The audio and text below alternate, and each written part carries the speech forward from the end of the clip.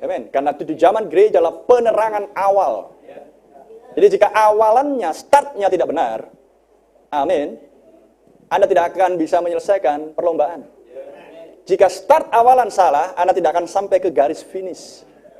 Jadi 7 zaman gereja memberikan penerangan awal yang hebat untuk datangnya terang yang lebih lanjut. Jadi bagaimana mungkin perang yang lebih lanjut akan datang jika penerangan awal tidak menjadi clear. Amin. Praise the Lord. Dan semuanya terkunci termeterai di bawah meterai ke-7. Dengan berkumandangnya ke-7 guru. Anda harus punya koneksi dengan meterai ke-7. Amin. Ke-7 guru di Wahyu 10, meterai ke-7 di Wahyu 8. Bagaimana Anda menghubungkan dengan hal itu? Bagaimana dengan hubungan dengan 7 zaman gereja, zaman-zaman kegelapan, ketika Vatikan berkuasa, zaman Pergamus adalah pintu terbuka bagi tampilnya Vatikan, zaman-zaman kegelapan, tampilnya Inkuisisi. Masih ingat ini? Amin. Dan mereka menyiksa membunuh 68 juta orang-orang Kristen di zaman-zaman kegelapan tewas di tangan Inkuisisi, Vatikan, dan yang lainnya, Spanyol, di bawah pemerintahan Raja Ferdinand dan Ratu Isabella. Masih ingat? Amin. Maka kemudian tampillah Sardis. Memiliki sebuah nama yang dihidupi namun mati. Amin. Tapi untuk sedikit waktu mereka keluar dari cengkraman kepausan Romawi.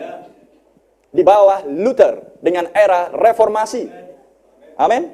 Kemudian tampillah zaman yang berikutnya Philadelphia. John Wesley. Amin. Mengkhotbahkan tentang kehidupan kekudusan. Sehingga orang-orang keluar dari zamannya Tiatira, Pergamus, Vatikan, kepausan Romawi, keluar dari Sardis, nama yang mati, namun mereka mendirikan lagi denominasi Metodis.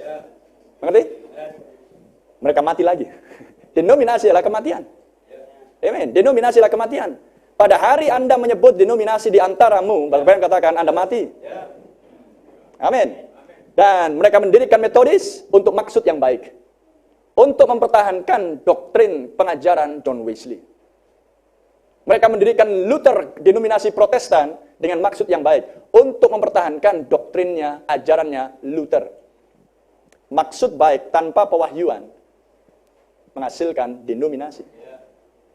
Amin. Mereka semua orang-orang yang sungguh-sungguh, sincere, tapi sungguh-sungguh salah. Amin. Sangat sungguh-sungguh, sama seperti Kain mempersembahkan korban bagi Tuhan. Tidak asal-asalan. Tidak asal main cincang sana, potong sana bunganya, potong sini tumbuhannya. Enggak. Dia mempersembahkan yang terbaik dari hasil ladangnya. Amen. Itu sebabnya Anda melihat di luaran sana, para penyembah berhala, mereka memberikan yang terbaik bagi dewa-dewi mereka. Ya atau tidak? Lalu bagaimana dengan Kristen? Bagaimana dengan Kristen yang dipenuhi Roh Kudus? Anda seharusnya mengerjakan yang lebih baik dari itu. Karena Anda memiliki yang lebih baik yang mereka tidak miliki. Haleluya, sebab hanya ada satu kehidupan kekal, Allah sendiri. Dan Dia memberikan Roh Kudusnya. Amen. Untuk bukti bahwa Anda punya hidup kekal. Anda punya koneksi dengan kekekalan. Anda berasal dari yang kekal. Amen. Maka menghasilkan denominasi oleh maksud yang baik, maka mereka mati lagi. Tapi antara zaman Philadelphia dan zaman Laodikia, ada pintu yang terbuka. Amin. Tuhan membuka pintu yang terbuka antara zaman Philadelphia dan Laodikia. Dan pintu terbuka ini adalah sebuah overlapping. Amin. Sebuah overlapping. Sebuah tumpang tindih. Haleluya. Mengerti yang saya maksudkan? Maka mereka mempelai wanita memperoleh akses kepada baptisan yang benar di dalam nama Tuhan Yesus Kristus. Bukan lagi Bapa dan Roh Kudus. Dan mereka memperoleh baptisan Roh Kudus. Pintu yang terbuka. Amin. Sehingga Anda kemudian melihat kronologi yang berikutnya adalah zaman Laodikia. Mengawali zamannya dan akan berakhir kepada kebinasaannya. Dan pintu kasih karunia akan ditutup. Dan kemudian Injil akan kembali ke Israel. Oh, brother and sister, itulah sebabnya. Betapa Anda melihat di masa informatika yang seperti ini, Anda melihat berita demi berita, berita demi berita tentang Israel yang memperoleh berkat yang besar dari Allahnya. Mempelai wanita. Ngerti yang sama saja? Anda melihat berita-berita yang heboh, yang supranatural. tentang Israel sekarang. Saya nggak bicara Israel di zaman perjanjian lama, sekarang.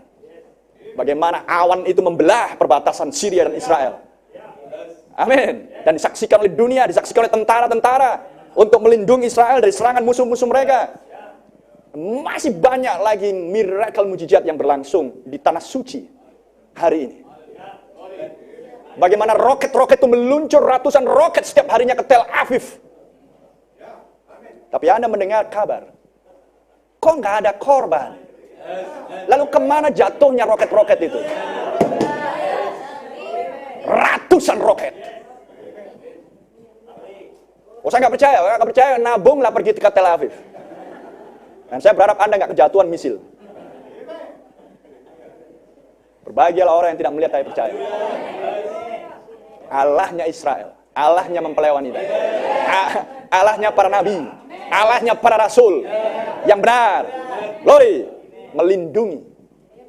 Jika Tuhan sanggup berbuat kepada mereka suatu kumpulan umat yang masih belum mengenal perjanjian baru, belum mengenal Kristus Mesias mereka, belum mengenal kebenaran karena Bapaknya di surga membutakan mereka, namun peristiwa mujizat dan supranatural berlangsung di antara mereka, betapa lebihnya Allah bagi mempelai wanita di zaman ini. Di bawah token Roh Kudus, darah sang anak domba Allah sendiri, firman yang hidup yang berlumuran darah bagi mempelai wanita bangsa kafir. Haleluya. Ya, Tuhan yang sama. Jika Anda melihat semua peristiwa-peristiwa itu, di manakah persiapan kita? Itulah sebabnya Brother Branham mengkhotbahkan hal ini antara Philadelphia dan Laodikia. 10 gadis dan 144.000 supaya Anda dibuat mengerti koneksi kaitan. Kenapa Roh Kudus membukakan 7 zaman gereja?